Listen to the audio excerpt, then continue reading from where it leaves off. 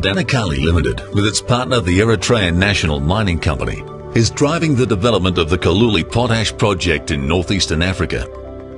The primary potash type that will be produced from the resource, potassium sulfate or sulfate of potash, is a significant ingredient for the health and yield of high-value crops like fruit and vegetables, which will help feed the growing global population.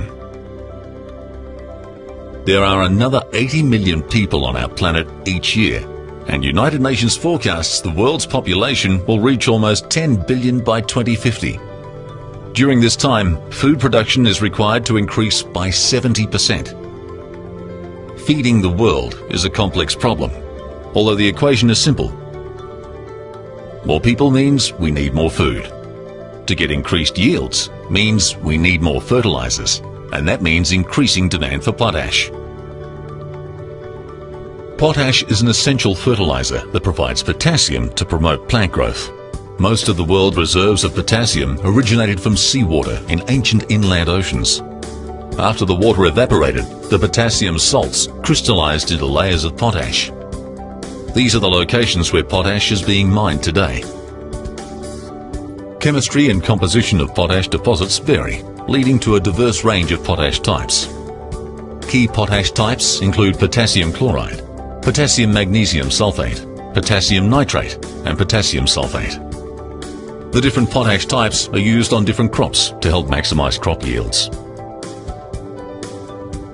The cost of potash depends on its location relative to end users, its accessibility, its quality, and its scarcity. Potassium sulfate is highly prized because of its suitability to high-value crops.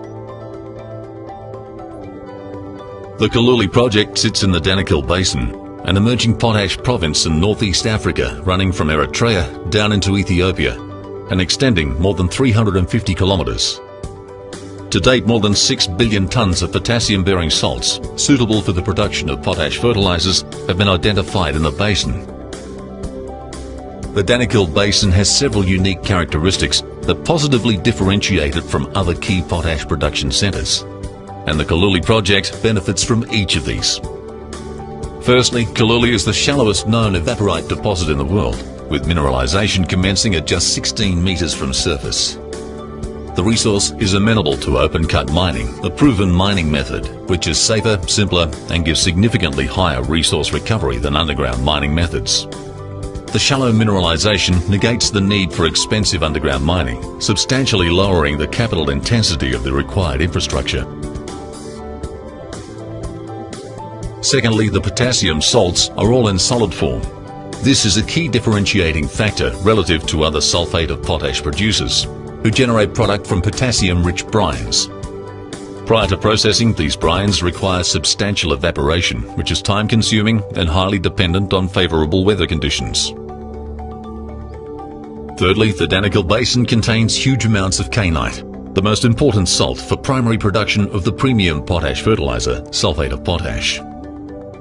Sulfate of potash has limited production centers globally and commands a substantial price premium over the more common potash, potassium chloride. Lastly, Kaluli is only 75 kilometers from the Red Sea coast, making it the closest sulfate of potash deposit to a coastline anywhere in the world. The Kaluli deposit is a 1.3 billion ton potassium-bearing resource. The deposit consists of several discrete layers, each of which contains different potassium salts. This geological configuration is ideal for selective open-cut mining of the resource. Selective mining of the potassium-bearing salts in the open pit will be conducted using surface miners. The wide range and large quantity of potassium salts at Kaluli allows for the production of a diverse range of potash fertilizers, including potassium sulfate, potassium magnesium sulfate, and potassium chloride. Such diversity from a single resource is unique to the Danakil Basin. Planned mining and processing of the